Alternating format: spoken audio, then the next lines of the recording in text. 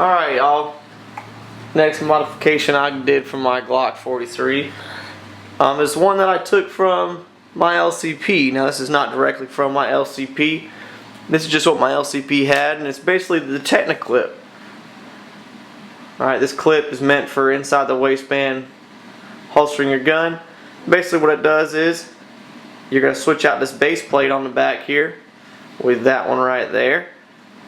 And this clip is going to be able to be mounted on the side, so this can go on your waistband right here. The whole gun is on the inside of your waistband. Nice thing about this one, unlike my one from my Ruger LCP, is you can switch this to the other side depending on your preference of where you want to carry it. Personally, I carry it right here, that way it's on my right hip. So we're going to get into this and how you actually install this. Alright, before we get any further, obviously gun is clear, no rounds in the chamber, triggers pulled. Set that to the side. What comes in your kit is you got these 3 screws here with these locking washers. You got the new back plate with the 2 holes in it. You got your Allen wrench and your clip. This did not come in the kit. This is just a standard Glock punch. We're going to need this in order to take out the back plate. It's going to help us push on some parts.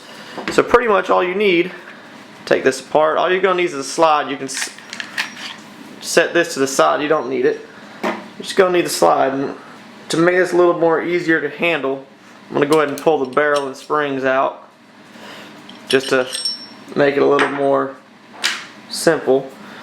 Alright, and you have to get this back plate out. Now it's not just going to pull straight out. Well, I'm out of focus there for you guys, sorry.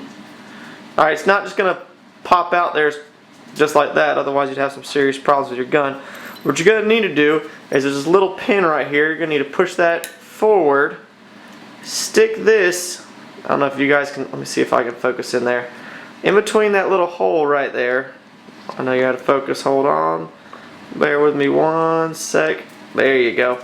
If you see inside there, you got this piece, I don't know what the names of these are, and then if you stick this in here, that little black piece right here, I'm flicking, push it down like that, and then your back plate will just come right off. So that's what I'm going to do with this tool, because it's going to be kind of hard to show you. I'm going to push down with this tool and push that piece down and then pull off this back plate. Alright, that tool is going to be out of frame for a little bit while I'm probably struggling with this. So here we go. I like sticking it in like that, pushing down with that, and then pulling, maybe with my thumb. I'm going to put my thumb over this back plate and kind of work it down just like that. Alright, now you got to watch this little spring right here. There's a spring tension on that and it could shoot off. So just as you come off the back plate and slide it down, keep your thumb over it. That was just the back plate that fell. And there you go.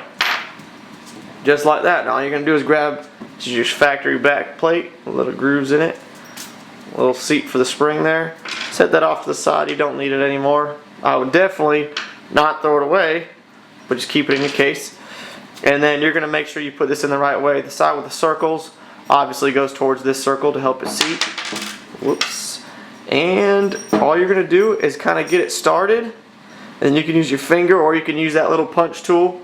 Push this down far enough to just kind of get the back plate slid over the top like that. And then this one you're definitely going to have to use your tool. You have to push this little tab down just like that. Push it in enough so your back plate can slide up further.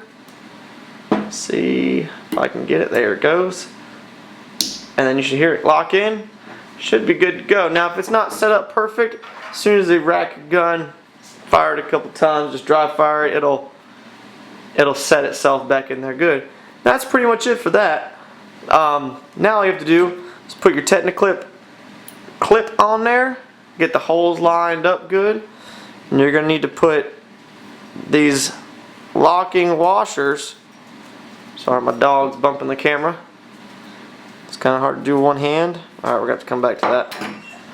Just put these locking washers on your bolts just to get them ready. Your screws, I think they're technically bolts, I'm not sure. Get 2 ready. They give you an extra one, which is kind of nice because you don't need all 3. If you hold this back up, now we're back in focus. Line back up the holes. You can kind of get them started with your finger. It's pretty simple to get in there. As I say that, I struggle with it. There you go, there's one. Just kind of finger tighten them in so they don't fall out. And I drop the locking washer. There we go. Get them on there, just kind of make sure it's nice and lined up. Stick your Allen key in there. Cinch them. I'd cinch them down pretty good. You're not trying to put Hercules strength on this thing. Just dropping everything today. But you know we all are human and I'm not trying to be perfect. I wouldn't put Hercules strength on these things because last thing you want to do is strip out these Allen heads. Just give them a good snug down. Make sure they're not going to back themselves off. The locking washers will do most of the work. And that's pretty much. Sorry y'all, my camera battery died there.